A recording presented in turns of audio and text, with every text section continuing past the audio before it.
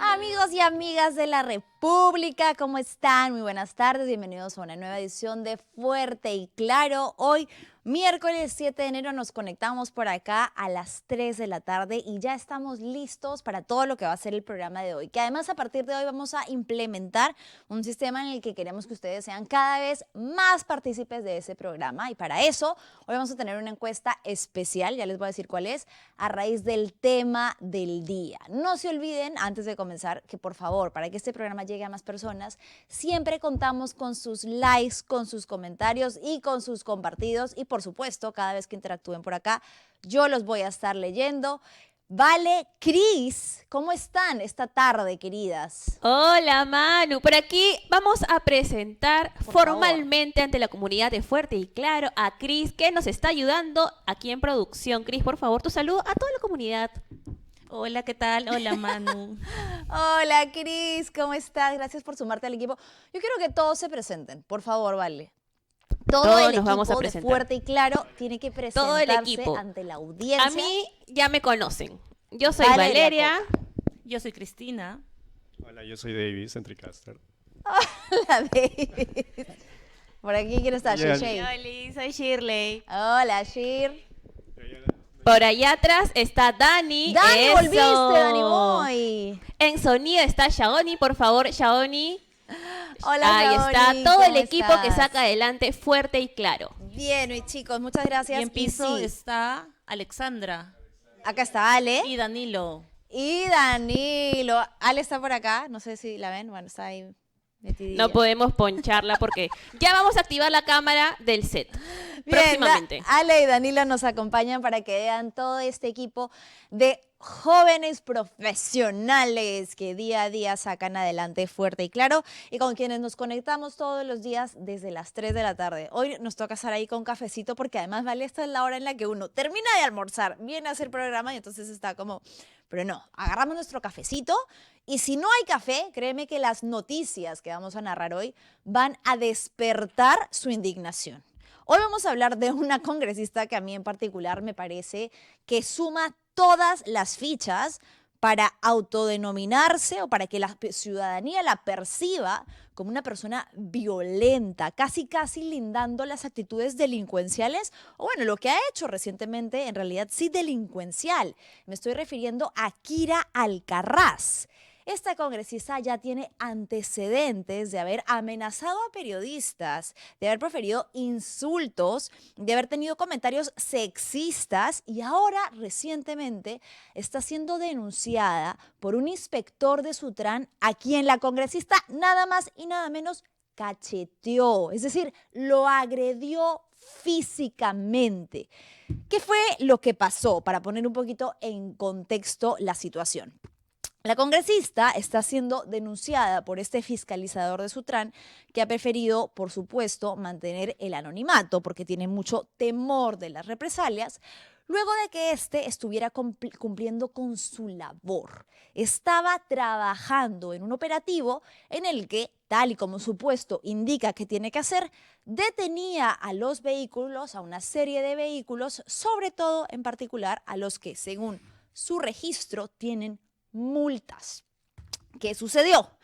Durante el operativo tuvo que detener al vehículo de placa CTM 375, qué casualidad, que tenía, escuchen esto por favor, tenía una orden de captura por la suma de 1.327 soles que adeudaba en papeletas.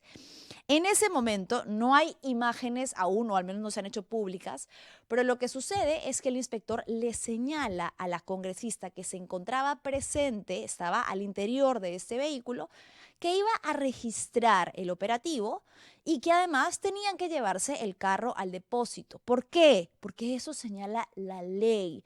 La ley, señora congresista, que usted debería conocer a la perfección porque además forma parte del engranaje del poder legislativo. Eso señala la ley que tendría que hacer este inspector, ya que tenía una orden de captura vigente. ¿Pero qué pasó? No le gustó. Dijo, tú no sabes quién soy yo, yo soy Kira Alcaraz, congresista, a mí no me vas a quitar el vehículo y no me vas a grabar. Y entonces, de una manera altanera, bajísima, violenta, por no decir otra palabra que tengo en la punta de la lengua, pues lo cachetea y le arrancha el celular. Estamos hablando del comportamiento de una persona que representa a lo mejor, o mejor dicho, vamos a decir lo que representa los padres de la patria, así son llamados, los padres y las madres de la patria del Perú, nuestros representantes legales, la máxima institución absolutamente desprestigiada y venida abajo por ejemplares como Kira Alcaraz. ¿Qué pasó después? El fiscalizador evidentemente puso la denuncia que ya ha sido verificada por no solamente diversos medios, sino por la misma Municipalidad de Lima, y está siendo denunciada por este trabajador que además dijo que lo había amenazado, que le aseguró que él iba a perder su trabajo. Le dijo, a partir de mañana tú no trabajas más en el SAT. ¿Qué se cree esta congresista? Que está por encima de la ley, del orden, de la ciudadanía, que ella tiene cierto poder por sobre todas las entidades como para que pueda pasar desapercibida o para que la ley no se aplique a ella. ¿Qué es lo que se cree esta congresista para que además no sea esta su primera intervención violenta? Vamos a recordar un poquito del pasado para ver quién es Kira Alcaraz y lo que ha dicho sobre los periodistas. Digamos que en este caso se ha centrado en periodistas porque es con quienes ha interactuado, pero yo creo que esta es la forma en la que esta congresista se expresa en su día a día, se le cruce quien se le cruce. En octubre pasado amenazó a una periodista que le estaba consultando por una contratación irregular. Diana Alani de la Cruz Flores es la pareja del hijo de la congresista Kira Alcaraz, quien fue contratada para un cargo en su despacho. Recordemos que esto está nuevamente, y volvemos a traer a la mesa la ley, esto está prohibido según la ley, corresponde a un caso de nepotismo. La periodista se le acerca, le hace la pregunta y ¿qué es lo que le responde la congresista Kira Alcaraz?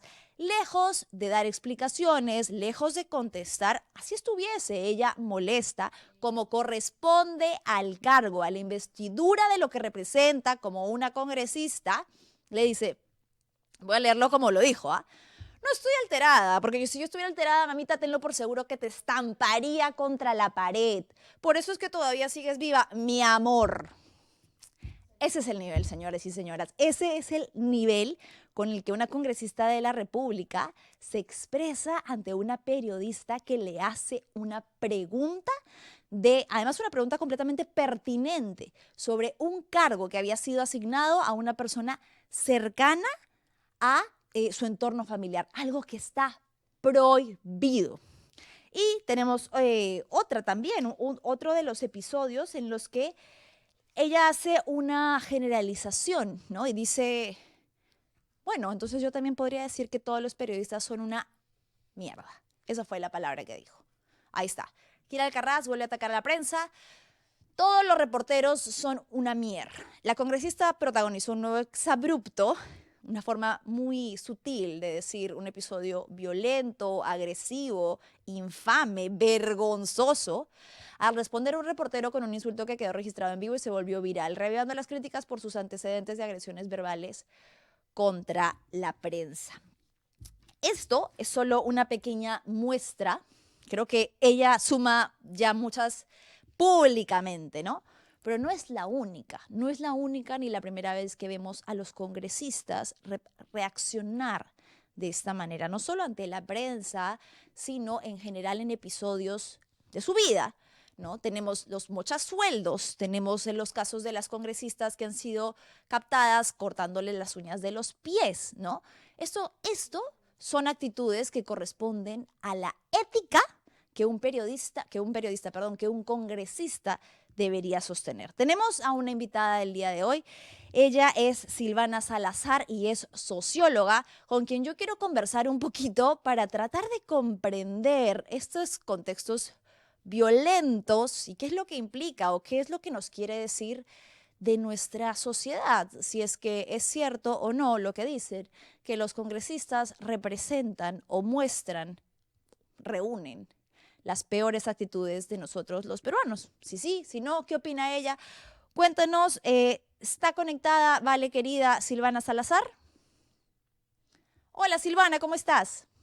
Hola Manuela, ¿qué tal? ¿Cómo estás? Buenas tardes. Qué gusto Bien, saludarte. Silvana, muchas gracias por conectarte conmigo esta tarde, con toda la audiencia de Fuerte y Claro. Bueno, yo hacía un breve recuento de lo que ha sido una serie de, para utilizar la palabra que decía el documento de prensa, exabruptos, pero en realidad yo no quisiera minimizarlo a exabruptos.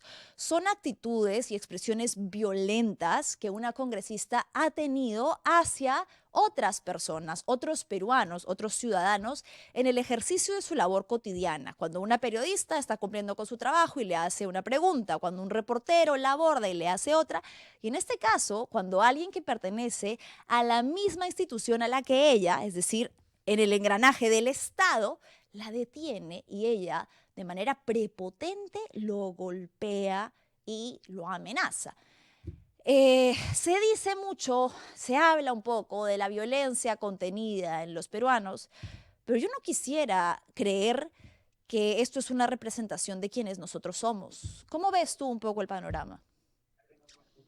A ver, no creo que esto sea un caso individual, algo que algo que haya que analizarlo como persona, es decir, como la congresista Kira Alcaraz, sino como un comportamiento sistemático de muchos congresistas que hoy dicen representar al país, ¿no? Claramente esto es un abuso de poder, porque cuando alguien usa su cargo para intimidar, para presionar o evitar una sanción, aquí estamos hablando de que la congresista llamó a un miembro de la Policía Nacional, ¿no? Para supuestamente pasar por agua lo que ella estaba cometiendo, que claramente es un delito común. Entonces, esto es un abuso de poder y hay antecedentes con periodistas, con el fiscalizador, como bien lo has mencionado previamente, ¿no? Todos los hechos. Esto es un comportamiento sistemático, no solamente de esa congresista, es claro que en este caso ha sido mucho más violento porque ha transgredido la integridad física del fiscalizador, pero esto es un comportamiento generalizado entre muchos congresistas que Sí. se creen con el derecho de pasar por sobre la ley. Entonces, más que un comportamiento individual, yo creo que es lamentablemente un caso más, una evidencia más de quienes están en el poder hoy. Y yo lo digo porque me preocupa la cara de las siguientes elecciones, ¿no? Que se vienen. Claro, porque además la cantidad de curules se va a duplicar. Tal Y cual. muchas de las caras que estamos viendo ahorita son las que nos quieren convencer de que les volvamos a dar la oportunidad de representar al país. ¿Pero para qué? Para que tengan comportamientos como este, para que minimicen a la ciudadanía, para que instrumentalicen cargos públicos para hacer lo que se les da la regalada gana. A mí, Silvana, me parece preocupante, es algo más, que es muy cierto dentro de todo lo que tú dices. Creo que la figura que utilizas es clave, que es esto es una situación de abuso de poder, porque es posible que Kira Alcaraz sea una persona altanera, malcriada, pero que si no tuviese quizás el cargo que tiene ahora, no podría tener tanto control en la narrativa o tanto poder en cuanto a si se le sanciona o no. Ya hemos nombrado 3 episodios previos en los que no ha pasado absolutamente nada. Y ahí voy con mi siguiente pregunta. El Congreso tiene supuestamente una entidad, un área especializada en analizar este tipo de casos, que es la Comisión de Ética, formada absurdamente por congresistas. Entonces, ellos mismos se juzgan a ellos mismos y a sus colegas para determinar si lo que han hecho, si alguna actitud en particular corresponde a una falta ética. La Comisión de Ética está sumamente desprestigiada por la cantidad de casos que ha pasado por agua tibia. Mochasueldos, pero no solo eso. Casos de abuso sexual, denuncias por abuso sexual, que en el plano jurídico terminaron siendo sancionadas, como en el caso de Freddy Díaz, y que cuando llegaron a Ética, la respuesta de los congresistas fue: no ha pasado en el Congreso. ¿Qué te puedo decir? O sea, hermano, es grave, pero no pasó acá, no pasó dentro de nuestros pasillos, entonces no lo puedo ver. ¿Eso es ética?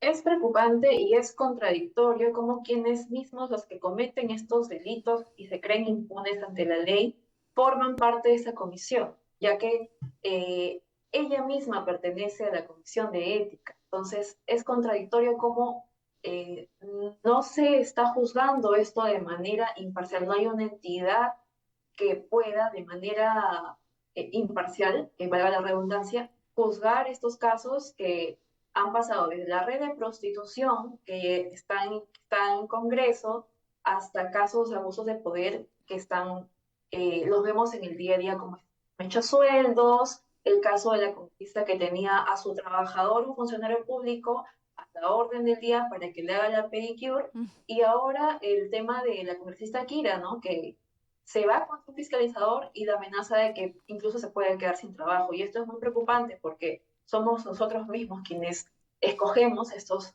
representantes, supuestamente, de la población, y quienes están 5 años ahí.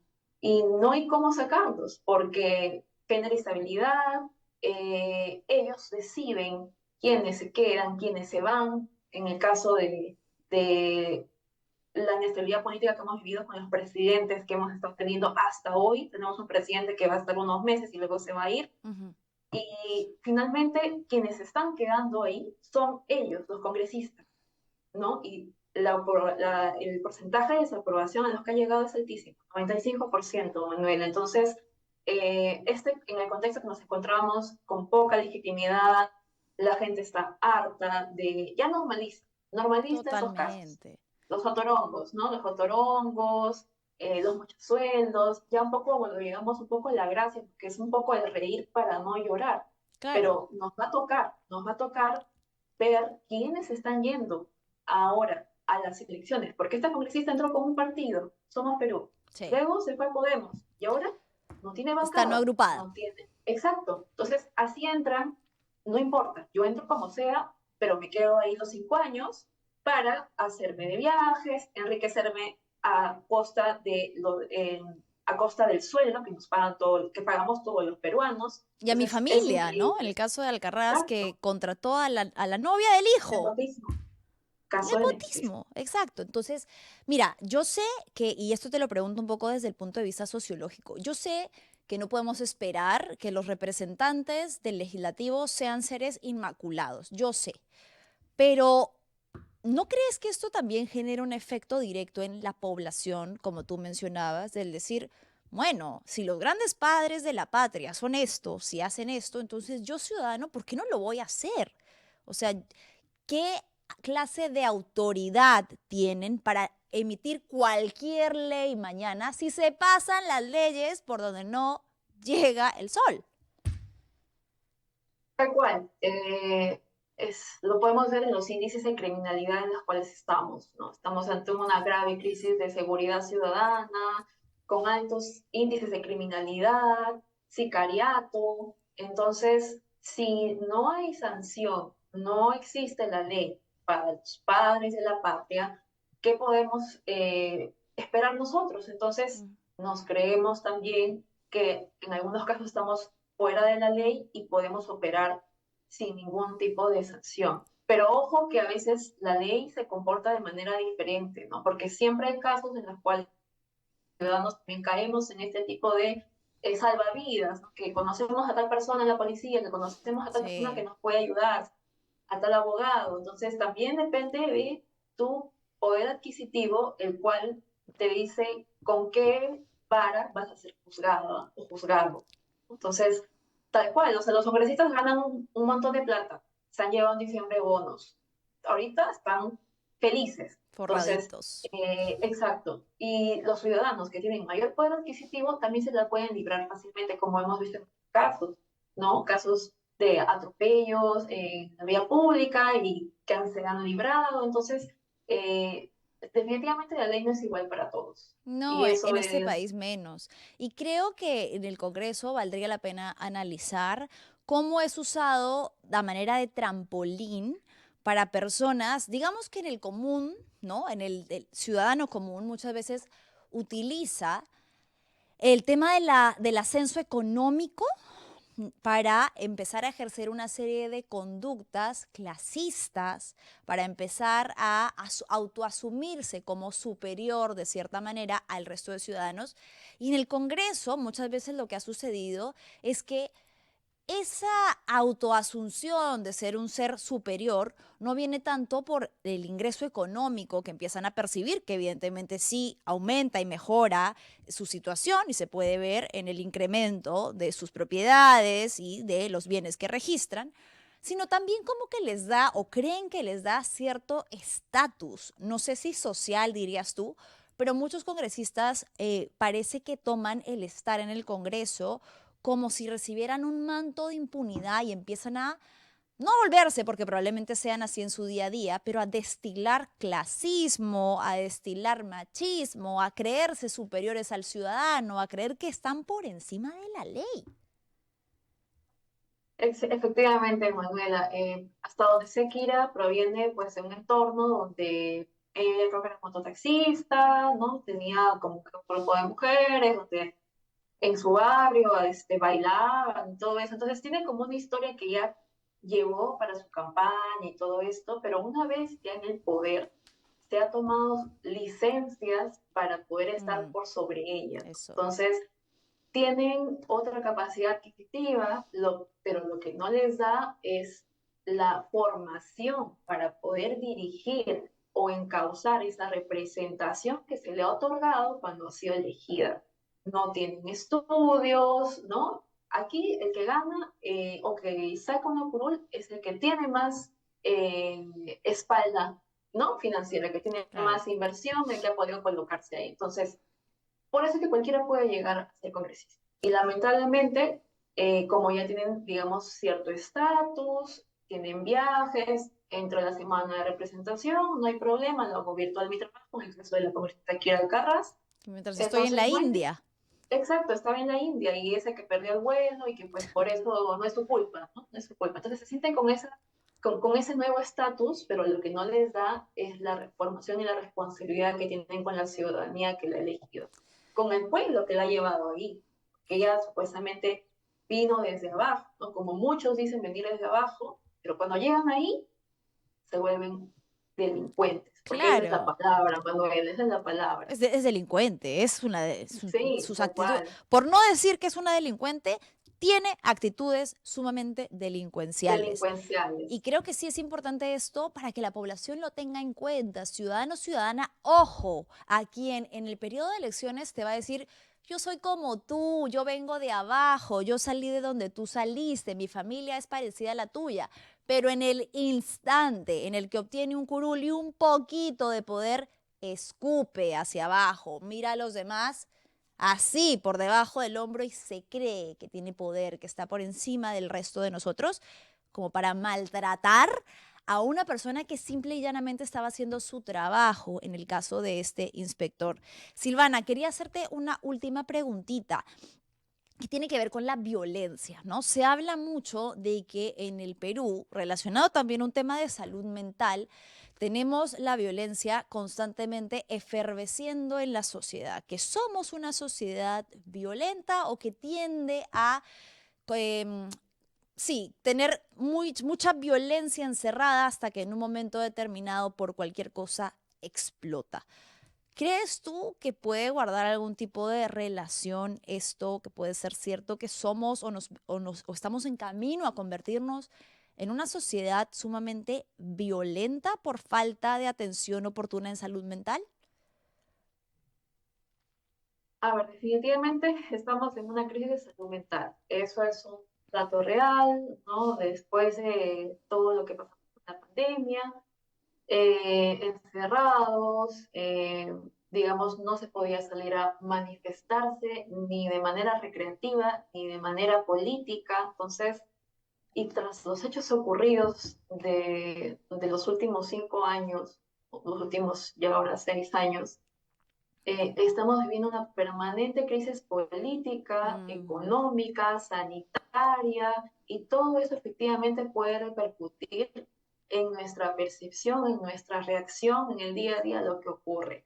Lo que yo creo es que ha habido un pico de violencia, sí, desde el 2021, 22, 23.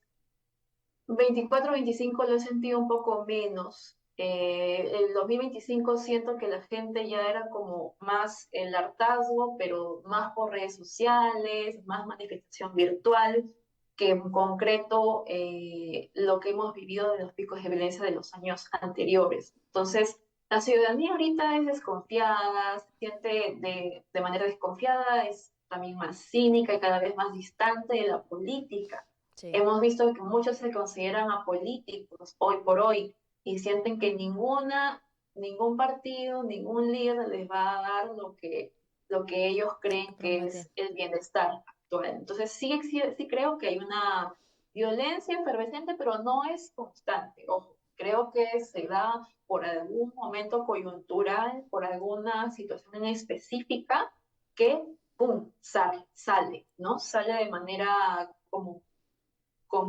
en comunidad, ¿no? Como que Claro. la gente se quiere manifestar. Ujú.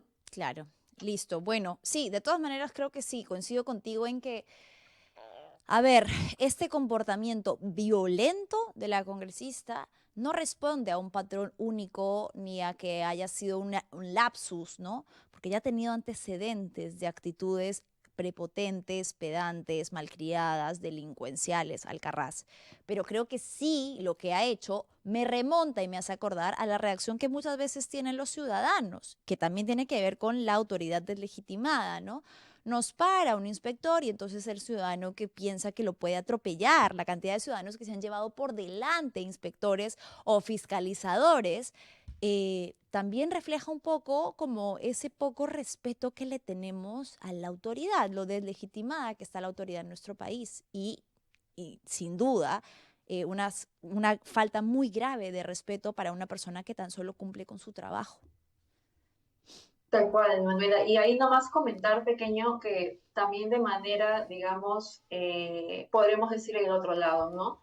Muchos comercios ambulatorios que se han visto en situaciones de violencia por fiscalizadores. Entonces, Es cierto. como tú dices, la violencia está presente en el día a día en nuestra sociedad y esto no surge de la nada. A ver, la violencia se alimenta de desigualdad, se alimenta de la desconfianza institucional, como bien dices, y en el día a día podemos observar en nuestro entorno, en las noticias, cómo se manifiesta. Mm, Entonces, más que instrumental, es como para descargar la rabia, la frustración, la sensación de abandono que es sentimos muchos total, peruanos, que sí. no tenemos representación para nada en el poder, ¿no? Y las figuras públicas pues no escapan de ese comportamiento, ¿no? Así es, no deberían, pero no lo No hacen. deberían. Silvana, muchísimas gracias por habernos acompañado esta tarde. Ha sido Silvana Salazar, quien es socióloga y quien analiza un poco este uso, esta instrumentalización del poder para abusar de este, como en el caso de Kira Alcaraz, y maltratar a otras personas. Muchas gracias, Silvana. Muchas gracias, Manuel.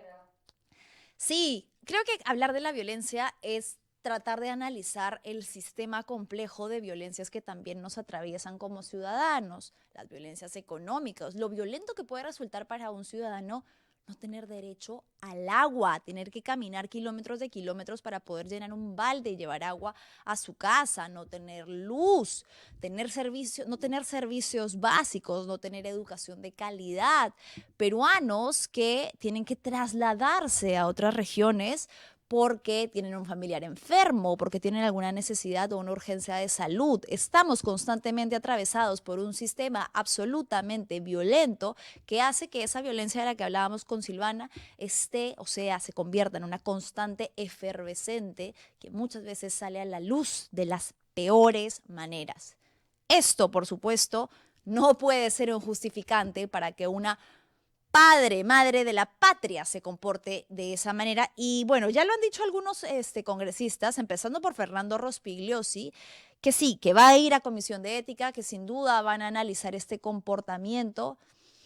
Yo creo que una cosa es lo discursivo y otra cosa que vamos a ver o vamos a tener que revisar es lo que dicen sus votos, ¿no? Fernando Rospigliosi dice, inaceptable.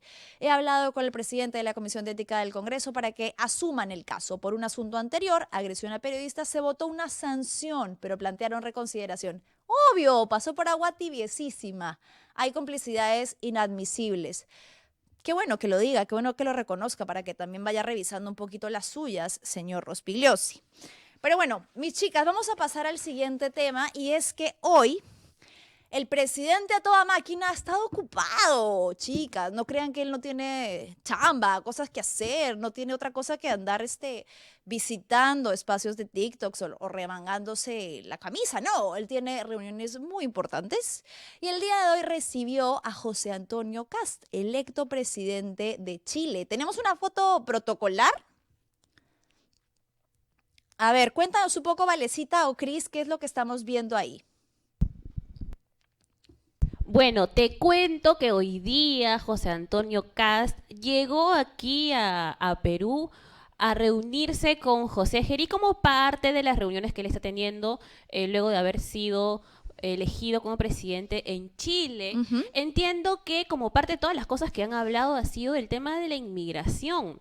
Él ha tenido algunas declaraciones que han sido bastante cuestionadas con respecto al tema de la política migratoria, específicamente con los venezolanos, ¿no? Sí. Se habla acerca de un corredor humanitario de retorno a Venezuela. Esto aún no hay más detalle, pero se entiende que él le desea facilitar la salida de Chile a todas las personas venezolanas que en este momento se encuentran en Chile, ¿no? Sí. No hay más detalle, pero habría que ver, como lo conversábamos antes del programa, en qué condiciones se va a dar Claro. este tipo de Corredor. retorno, ¿verdad? Sí, lo que dices es correcto. Se trata de una gira que José Antonio Kast está haciendo. En particular, ha mencionado a 3 países. Ecuador, bajo el mando de Daniel Noboa. Argentina, reuniones con Milei, quien por supuesto comparte con él ideología política y apoyó su candidatura.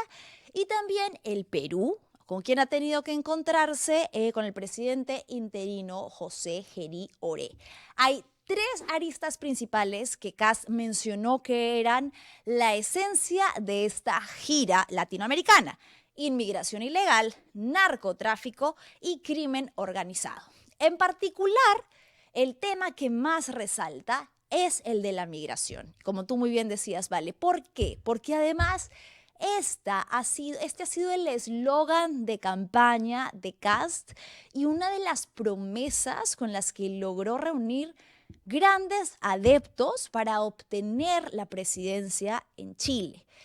Uno de sus consignas desde que comenzó su campaña siempre fue que iba a retornar o iba a encontrar una manera para hacer que los venezolanos retornen a su país, que iba a reducir la cantidad de venezolanos que están exiliados o que han tenido que emigrar hacia Chile. La verdad es que no ha sido una política muy amable en la campaña política. Dudo mucho que ahora que ya tiene el poder vaya a ser realmente humanitaria, como está diciendo. Veíamos el mapa que es muy importante porque estamos analizando entonces lo que sucede en la región. Vemos a Chile, que está más abajo en el sur, y que evidentemente no tiene frontera directa con Venezuela. Sin embargo, una cantidad considerable de venezolanos, me parece, y ahorita verificamos la cifra, pero son alrededor de 8, mejor no la voy a decir porque no estoy segura, pero si me la puedes confirmar, Cris, ¿cuántos venezolanos migraron hacia Chile? Y tiene frontera directa con Perú, con Ecuador, con Colombia, para llegar a Venezuela.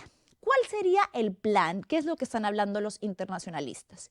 Que este supuesto corredor humanitario estaría buscando reunir la mayor cantidad de migrantes en uno de estos puntos desde Chile, para que sean trasladados hacia Perú, de Perú a Ecuador y de Ecuador a Perú hacia Venezuela. Hay un temita ahí en particular, que lo estamos viendo en el mapa, que es que Colombia es una de las fronteras que tienen que atravesar sí o sí si quieren retornar a estos migrantes a Venezuela. ¿Quién es actualmente el presidente de Colombia? Gustavo Petro, que no coincide ideológicamente y que dudo mucho que quiera sumarse a este famoso corredor humanitario para que su frontera sea usada para trasladar a migrantes venezolanos desde Chile, pasando por Perú, luego por Ecuador y Colombia al retorno a Venezuela. ¿Tenemos la cifra de la cantidad de migración venezolana en Chile? Hola, Manu, sí. Hola, Mira, Cris. según el censo del 2024, hay alrededor de 728.586 venezolanos en Chile. 728.000. 586 Casi venezolanos. 800.000. Ujú. Casi 800.000 venezolanos. Como te decía entonces, esto además se da en un contexto, gracias Cris por el dato, un contexto geopolítico sensible, complicado. ¿Por qué? Porque lo que ha pasado el fin de semana con respecto a Nicolás Maduro y con quien tiene en este momento el control fáctico sobre Venezuela, Donald Trump, tiene mucho que ver con cómo van a ser las próximas movidas de la región o de los países en la región. Ya sabemos que Chile está a favor, fue lo que dijo. De hecho, Kast elogió el operativo y en la misma línea de lo que dijo José Gerí, habló de una nueva era para Venezuela. Por supuesto que entonces caía perfecto el tener esta reunión. Ya se reunió antes con Daniel Noboa y señaló que estaba a favor de la implementación de este corredor humanitario. A mí, no sé ustedes chicas, pero ahí lo que me hace ruido es la palabra humanitario. ¿Por qué? Porque aparentemente lo que esto va a hacer es simplemente un traslado, una vía formal en la que, bien sea por rumbo aéreo o terrestre, van, espero, no sé si a forzar, ¿no? Han dicho hasta ahora que no va a ser forzado, que va a ser voluntario de quienes deseen regresar a Venezuela, van a retornar a migrantes a su país de origen, Venezuela. El traslado no está muy claro cómo se va a ejecutar, no han hablado mucho de ese tema hasta ahora. Y algunos internacionalistas han hablado sobre si es o no viable. Yo estuve escuchando, por ejemplo, a Carlos Scafi esta mañana desde Chile, que decía que si bien logísticamente va a ser complicado, sí podría ser algo que se logre si es que se concreta la coordinación entre los países implicados. La figura del corredor es lo que permite explicar cómo es que Chile necesita a estos aliados para retornar a estas personas a Venezuela. Por eso es que está teniendo este tipo de reuniones.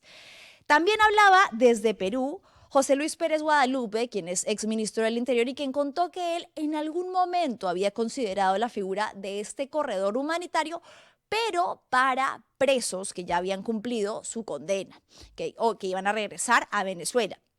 Ha dicho que le parece que logísticamente coincide con Carlos Scafi, que logísticamente es algo complicado, pero que de haber coordinación suficiente entre los países, se va a poder hacer. Yo no sé qué tan humanitario sea esto. No Manu. hay mucha claridad todavía. Sí, dímelo. Claro, lo interesante es cómo se va a llevar a cabo el corredor, como tú lo comentas, porque primero están diciendo que no va a ser obligatorio Claro. en un inicio, pero todo está muy gaseoso. Han planteado la idea, pero no están materializando cómo se va a dar, porque como tú dices, necesitan alianzas que no sabemos si se van a dar. Claro, porque además ellos están apelando a que lo que ha sucedido ahora en Venezuela es una solución mágica que va a hacer que los venezolanos quieran retornar inmediatamente a su país y eso en la realidad no funciona así. Va a tener que pasar un tiempo para que quienes desean regresar vean si realmente hay un futuro, hay una estabilidad, se reordena el país, que ahorita básicamente sigue bajo el control del chavismo. En teoría, Delcy, quien ha asumido la presidencia, no es que implique un cambio democrático para el país, ¿no? Es una continuación porque ha sido una operadora directa del chavismo. Esto tiene preocupados a muchos venezolanos sobre lo que va a pasar en el futuro, pese a que en teoría Donald Trump ya ha instalado un control sobre Venezuela, que además hoy dijo, lo que venimos hablando toda la semana, que tenía que ver con el petróleo Ya lo dijo clarísimo. No es sorpresa para nadie, para algunos parece que sí, recién se están enterando, pero ya lo dijo directamente, que el control que va a tener Estados Unidos estos días sobre Venezuela va a estar relacionado básicamente con el petróleo. ¿Y quién va a quedar a cargo en el tema político gubernamental? El chavismo aún. ¿Creen que los venezolanos van a querer regresar bajo este marco incierto? No, no van a regresar de manera inmediata. Y hay muchos otros que también ya están establecidos, que tienen negocios, que se han casado. Hoy había una cifra de la cantidad de peruanos que se casaron, peruanos y peruanas, que se casaron con población migrante venezolana y que ya tienen una vida aquí en el Perú. Entonces, es falso, es gaseoso creer que voluntariamente todos o una gran mayoría de venezolanos que emigraron, tuvieron que abandonar Venezuela por la crisis, vayan a regresar de manera inmediata ahora que Nicolás Maduro ha sido retirado del poder. Eso aún no se puede saber. Manu, ¿sabes qué también? Algo que estamos conversando aquí, y es que ahora que se ha reunido con el presidente José Gerí, cuando se publicó, cuando se hizo público de que Nicolás Maduro había sido capturado por Estados Unidos, José Gerí, y aquí te voy a hacer recordar un poquito lo que nos dijo el internacionalista Oscar Vidarte. Sí. El tuit de Gerí cuando dice que les va a dar las posibilidades a los venezolanos para que regresen, esto también hay que evaluar en qué condiciones es que se va a plantear este regreso, porque como dijo el internacionalista, el retorno a la democracia de Venezuela no va a ser inmediato. Esto va a tardar años en que Venezuela vuelva a ser el país que en algún momento fue. Ahora, como mencionas, Edmundo González no ha asumido la presidencia de Venezuela. Entonces habría que ver qué es lo que va a pasar, porque no podemos hablar de democracia si no se está respetando la voluntad popular. Entonces, claro, de nada sirve que hayan capturado a Maduro si, como tú bien dices, hay rezagos todavía de esta dictadura en Venezuela. Entonces, no es una mejora inmediata que todos los venezolanos van a querer regresar a su país, ¿no?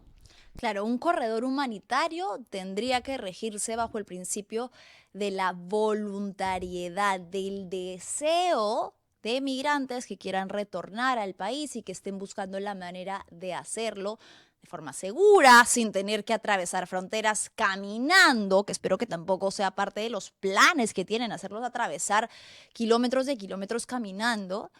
No han dicho muy bien cómo va a ser, de qué va, un poco como que todo es hasta el momento gaseoso, está en el discurso, necesitan, como decía Cris, generar alianzas, tienen el obstáculo de que Colombia dudo mucho que se vaya a sumar a ese plan, dudo mucho que quiera prestar sus fronteras para eso, sobre todo de dónde viene, ¿no? De dónde viene la alianza Cast, Noboa, Gerí, y que armen un pacto con Petro, dificilísimo. ¿Qué dijo José Gerí? Ahí estamos viendo el tuit cuando ocurrió lo de la captura de Nicolás Maduro. Venezuela inicia una nueva era en democracia y libertad, que pronto se recupere el orden interno con su legítimo presidente, me imagino que se refería a Edmundo González, o por extensión a María Corina Machado, y quienes lucharon por este momento. Nuestra región tiene la posibilidad de recuperar su seguridad. Ahí lo está diciendo claramente. Para él esto ha sido una oportunidad de decir, se me van porque necesito recobrar acá la paz. Es muy fácil además decir eso, es muy fácil pretender que el único problema o el central problema de la inseguridad que nos tiene desbordados en el Perú son los venezolanos, cuando las mafias ya están absolutamente armadas y copiadas al modelo venezolano o de otros países, pero integradas también por peruanos. Es muy simplista decir, el problema que yo tengo, por el que no puedo resolver los temas de inseguridad son los venezolanos, así que esto me cae del cielo y yo solamente voy a hacer un caminito para que se vayan. Eso no es así, señor José Gerí, eso no funciona así y usted lo sabe. Dice, desde hoy muchas familias podrán reencontrarse en su país, por eso daremos facilidades para su regreso inmediato, sin importar su condición migratoria. Manu, sí. Además hay una partecita que ahí dice época de prosperidad, iniciar una época de prosperidad. Sí. Si lo analizamos, ¿qué está queriendo decir? ¿Que afectó a la economía? ¿Que va a ser un nuevo comienzo? Eso también sería cuestión de analizarlo. Por supuesto, es que es para él un regalito, ¿no? Un regalito para que él pueda decir, Miren, ¿recuerdan que la inseguridad estaba en aumento durante mi periodo, pese a mis estados de emergencia? Sí, miren, resulta que era por los venezolanos, pero no se preocupen, que ahorita mismo los vamos a sacar. ¿Qué va a pasar cuando esa promesa no se ejecute? ¿Qué va a pasar cuando, imaginémonos que en el escenario que Geri plantea, haya un gran número de venezolanos que retornen a su país y la inseguridad siga siendo exactamente lo mismo en el Perú, porque tenemos economías ilegales muy fuertes en el Perú y tenemos esencialmente, y eso es lo que él muy convenientemente evade, una serie de leyes que complejizan perseguir al crimen organizado. Ese es el problema principal y no la migración venezolana. Entonces, hacer estas promesas falsas le puede reventar muy feo en la cara a José Gerí. Uno, porque no se va a concretar pronto, y dos, porque de concretarse eso no va a allanar el camino para que él pueda hablar de un Perú mágico y seguro. Bien, chicas, vamos a ver, entonces vamos a hacer seguimiento de lo que pasa en los próximos días, pero yo no quería cerrar el programa sin hablar de este tema que me parece sumamente indignante. Hace ya algún tiempo estuvimos hablando sobre las denuncias por violencia sexual ejercida por profesores del Estado en Condorcanqui, la Amazonía, como una región sumamente abandonada, en el que las niñas, niños y adolescentes no solamente se enfrentaban a la pobreza y a la ausencia estatal, sino que en sus muy limitadas posibilidades de acceder a la educación, se encontraban con depredadores, con sujetos que lejos de garantizar para ellos un futuro, educación o espacios seguros, terminaban convirtiéndose en sus agresores. 500 denuncias que todavía estaban estancadas en Condorcanqui y cuyos representantes, una de ellas docente, Rosemary Pioc, que nos va a acompañar ahorita en breves instantes, tuvo que denunciar en todos los medios para tratar de que se agilizaran los procesos. ¿Qué ha sucedido? El 31 de diciembre, mientras todos estábamos jiji, jaja, feliz año, justamente en los últimos días del año, el Estado ha estado implementando una serie de reformas y entre esas finiquitó los contratos de por lo menos 25 defensores públicos en la provincia de Condorcanqui. ¿Quiénes son los defensores públicos? Los defensores que actúan a nombre del Estado de manera gratuita para llevar estos casos adelante. Muchos de estos no tienen las condiciones económicas para solventar, para contratar una defensa legal privada y por eso necesitan de los defensores públicos, de los abogados del Estado, pagados por el Estado, para que lleven adelante sus casos y puedan obtener justicia. Pues, ¿qué hizo el 31 de diciembre el Ministerio de Justicia? Terminó los contratos de por lo menos 25 de estos defensores públicos, dejando, según se ha revelado en las estadísticas, 70 de los procesos absolutamente paralizados. Vamos a conversar, quien está ahorita conectada ya con nosotros, con Rosemary Pioc, quien es lideresa Aguajún de Condorcanqui. Rosemary, ¿cómo estás? Muy buenas tardes. Buenas tardes, mi estimada. Mucho gusto de poder escucharlas a través de este medio. Agradecida siempre. Querida Rosemary, no, agradecidas contigo por tomarte un poquito de tiempo para conversar con nosotras, pues hemos tomado la noticia con mucha sorpresa y mucha indignación, porque el Estado lo que debería estar es absolutamente avergonzado de que profesores contratados por ellos mismos para impartir educación en zonas que lo necesitan, hayan terminado vulnerando esta confianza y convirtiéndose en agresores. Pero, lejos de ejercer acciones de reparación y de justicia, nuevamente vuelve a entorpecer los casos y los procesos judiciales. Cuéntanos un poco qué es lo que está pasando en Condorcanqui y cómo recibieron las familias esta noticia de que 25 defensores públicos han sido cesados. Sí, efectivamente, nuestra preocupación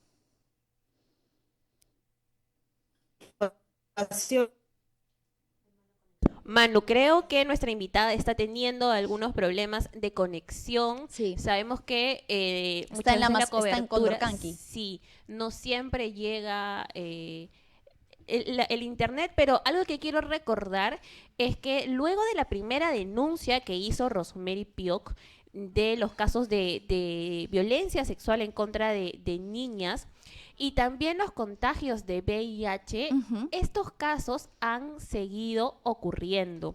Han seguido ocurriendo y que es importante que podamos tocar estos temas. Me comentan que ya está lista nuevamente Rosemary para que ella nos pueda brindar más información sobre A ver, esto. volvamos a intentarlo con Rosemary. Querida Rosemary, ahora sí.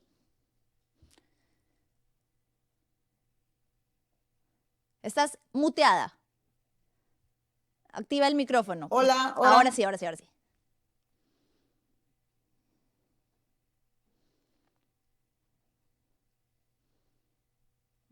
Está complicado el tema de la señal.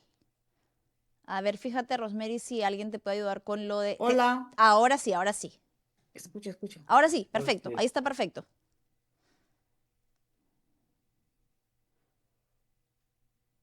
Uy. No, no. Hola. A ver. Sí, hola, hola.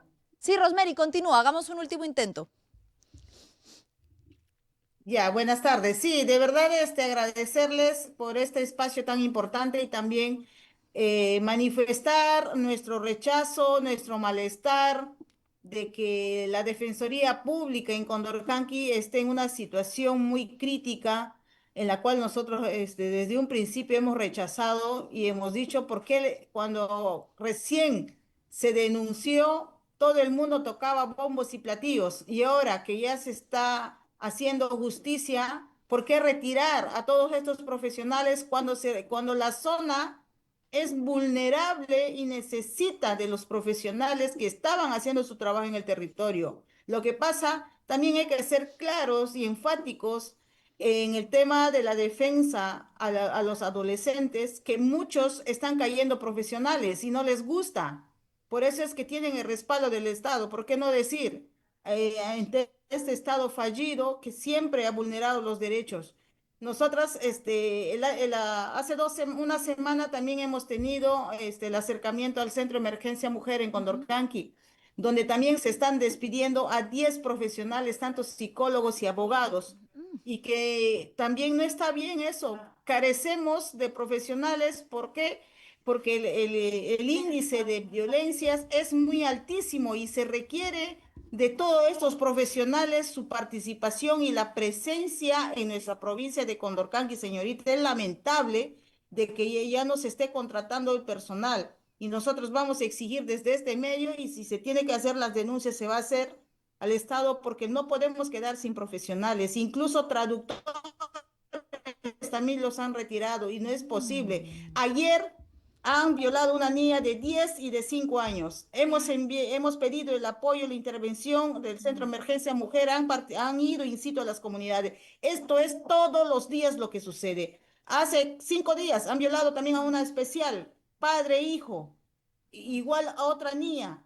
Oye, todos los días es este problema. Y si retiran a todos esos profesionales, entonces, ¿con quiénes vamos a trabajar? Lo que yo sí pido en este medio y para aprovechar, Por favor. señorita, porque hay mucha lentitud en los procesos de denuncia y quedan muchas denuncias impunes, es de que se rectifique y se requiere mucho de profesionales mujeres en el territorio, porque los varones entre ellos se ayudan. Necesitamos psicólogas mujeres, necesitamos abogadas mujeres, fiscales mujeres, jueces mujeres en Condorcanqui, porque los que están ya están podridos aquí y entre ellos se ayudan y muchos casos graves están quedando impunes. Y no es posible que sigamos denunciando este mismo caso cuando hay mucha vulneración de verdad. Es indignante. Y hoy tenemos también que han designado a un director de la UGEL que ha tenido problemas, que se investiguen también, porque no podemos seguir permitiendo personas que han tenido problemas con alumnas y se les dé cargos jerárquicos y decidan por la niñez, no es posible, señorita. Yo de verdad estoy muy indignada por las designaciones que está haciendo el Estado y retirando a todos estos profesionales en el territorio que ya venían realizando los trabajos en los colegios, en las comunidades, y yo me siento orgullosa porque antes de ayer una niña de 10 años pudo denunciar, una de 9, de 8, y están levantando su voz porque saben quién los está protegiendo, quiénes están al frente de ellos, y eso es un orgullo como organización para nosotras, y necesitamos no solamente estar solas, sino el respaldo del Estado, con el Estado caminar, articular con el Estado, y también se respete nuestra cosmovisión, nuestra cultura, pero también que nos escuchen. Falta ese diálogo intercultural entre el Estado y las comunidades que es muy invisible en el territorio, mi estimada.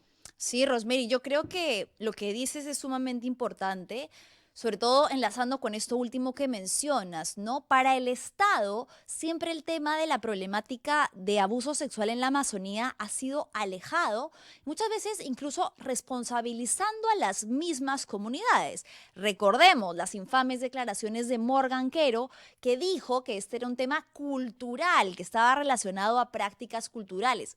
Esta es un poco la visión que el Estado a lo largo de los años ha tenido con respecto a esta problemática en la que el Estado mismo está inmerso, porque han sido sus funcionarios quienes han abusado a lo largo de años, de largos periodos, de niñas, niños y adolescentes. Entonces, creo que el problema aquí va en doble vía, Rosemary. Primero, porque los abusos ya denunciados se están quedando sin defensa. Están siendo trasladados a nuevos defensores, lo que implica, a pesar de que ellos digan que no se ha interrumpido, implica que los casos se revisen, impliquen que siga pasando más y más tiempo sin poder acceder a la justicia, porque van a caer en manos de nuevos defensores. Y por otro lado, la ausencia de prevención. ¿Qué está haciendo el Estado para evitar que esto siga sucediendo, que se repita? Prevención con educación, con enfoque de género, educación sexual integral, abordar temas como el consentimiento, el abuso, tantas necesidades que hay que también parten desde la educación y la prevención. Y Rosemary, no sé tú qué opinas de esto, pero es indignante que la respuesta que dé el Estado sea, bueno, es un tema presupuestal, no tengo plata, es un tema administrativo, claro, pero para muchas otras cosas lo que vemos es despilfarro de dinero. Pero para Condorcanqui no hay, pero para la Amazonía no hay. Esto deja aislado a Río Santiago, a Nieva, a El Cenepa, que me parece, Rosemary, que son donde todavía hay muchos casos que no ven justicia. Sí, señorita, esto es lamentable seguir hablando de esto. Nosotras como organización realmente estamos muy preocupadas también de que haya mucha impunidad y mucha lentitud en los procesos. E incluso tienen que dejar los casos nuevos por atender, por seguir reprogramando los casos graves que suceden en el territorio. Y eso es de verdad indignante y no puede ser. Ya hay muchas niñas que han sido violentadas, otras no atendidas, otras atendidas, otras han andado ensangrentadas porque no había el médico legista, porque el médico legista vive en Dios mío. Chachapoyas, cuando ellos quieren vienen, los psicólogos no están, o si están, no está el juez, o no se presentó el juez o un fiscal. Todo un tema, toda una impunidad, de verdad. Entonces, lo que se requiere acá, seriedad también de parte del Estado con su Por supuesto. personal, y seriedad también de que hay mucha impunidad y mucho favoritismo, mucha corrupción en el territorio. Y yo creo que eso no está permitiendo avanzar. Cambios queremos de todos, cambios, nuevos profesionales, aunque ya hay cambios de varios profesionales, pero sí queremos profesionales que ya los conocemos y Sí. tenemos mucha desconfianza de ellos, y la justicia ordinaria, hay mucha desconfianza por el pueblo originario. Entonces, ¿cómo crear esa confianza? Está en el trabajo del mismo Estado. Entonces, yo creo que es el momento de que se haga este trabajo también, mucho fortaleciendo también nosotras a nuestras lideresas, a nuestras defensoras en el territorio, que gracias a ellas tenemos todos los días las denuncias y Claro. violencia que no paran en su territorio. Pero Trabajar ¿con de la quién vamos mano a con las trabajar? comunidades, porque lo que ustedes vienen haciendo como Exacto. organización es eso, capacitar a lideresas para que sean también quienes logren intervenir para reducir la cantidad de casos. Rosemary, ¿podemos decir que lejos de haberse reducido la violencia sexual, esta continúa en aumento? Sí, señorita, continúe en aumento, totalmente. Eso ya no se puede tapar el sol con un dedo, porque muchos hemos visto mucho de parte de los jueces fiscales, bonitos, escriben en papeles, bonitos para cerrar sus brechas, pero sin embargo continúa la violencia. Entonces hay que ser claros y contundentes y también transparentar los trabajos que se vienen haciendo en el territorio. No basta decir ya hemos denunciado, pero ¿dónde está el agresor? Se va a otra comunidad, se va a otra escuela y sigue agrediendo. Lo mismo que siempre se ha Mismo que dicho. nada, sí. Ese es el mismo disco rayado. Entonces, ¿qué acciones debe tomar el Estado? También, de una parte, felicitar al Estado porque también está haciendo su trabajo, pero ¿qué le falta? El articular con las comunidades. Hay mucho ausentismo, hay mucha discriminación y tampoco no hay esa articulación, ese diálogo intercultural, como digo. Ese vacío que queda seguirá siendo vacío cuando el Estado diga, no, ya he fracasado en mi sistema, pero podemos entrar con tu sistema, pueblos originarios, por fin te puede escuchar y hay que trabajar juntos, ahí quizás va a cambiar. Perfecto, Rosemary, muchas gracias por haberte conectado con nosotros. Vamos a estar pendientes de lo que suceda y por favor, cuenta con este espacio cuando sea que quieran denunciar algo. Vamos a estar fiscalizando de cerca cómo se va a dar este cambio de defensa pública y qué va a pasar con los casos que veían los 25 defensores que acaban de ser cesados, por el Ministerio de Justicia. Ha sido Rosemary Pioc. Gracias, querida. Muchas gracias. Ha sido Rosemary Pioc, quien es lideresa Guajún desde Condorcanqui, quien fue una de las principales docentes en denunciar esta situación. Y esto no es nuevo, no es novedad, es una situación que tiene prolongada crisis, no solo con respecto a la violencia sexual, que es gravísima, sino con el olvido y la dejadez absoluta del gobierno peruano con los pueblos de la Amazonía. No puede ser que aún hayan niños, criaturas que estén muriendo por tos ferina, por no recibir las vacunas a tiempo, porque no tienen centros de salud cercanos, porque no pueden tener acceso oportuno a la salud. No puede ser que hayan niñas y niños contagiados con VIH, porque los profesores que el Estado envía para enseñarles terminan abusando de ellos. Y lo que no puede ser definitivamente, además de todo esto, es que encima de la gravedad de estos hechos ya mencionados, el Estado diga, no tengo plata para darle psicólogos, traductores o defensores públicos, entonces tengo que recortar porque necesito usar el presupuesto para otras cosas. ¿Para qué otras cosas? Para darle bonos de 5 UITs al Congreso, bonos de escolaridad, bonos de uniformes, bonos por Navidad, canasta, gollerías, para eso sí hay plata. Eso debería tenernos a todos absolutamente indignados y ojalá que con este nuevo año que empieza, pues cambie la situación, no solamente, como decíamos, desde el lado jurídico, sino desde la prevención para que esto no siga sucediendo. Querido Switcher, se nos ha acabado el tiempo, ya tenemos que despedirnos. Manu, sí, pero te cuento que tenemos los resultados ¿Verdad? finales La encuesta. de la encuesta. No la A ver, anuncié, hicimos una encuesta que respondía a la siguiente pregunta. ¿Crees que los congresistas que responden de forma violenta deben ser sancionados? Y nos dijeron 88% que sí y un 12% cree que no deben ser sancionados. ¡Wow! Bueno, Todavía hay gente que cree en este gobierno, en las personas, en el cambio. que cree en Santa Claus, ¿no? Así es. Cosas que no existen. Bueno, me ha gustado la interacción, chicas. Mantengámoslo para el resto de días, formar una encuesta para siempre. Además, recordarles lo que estamos viendo ahorita en pantalla.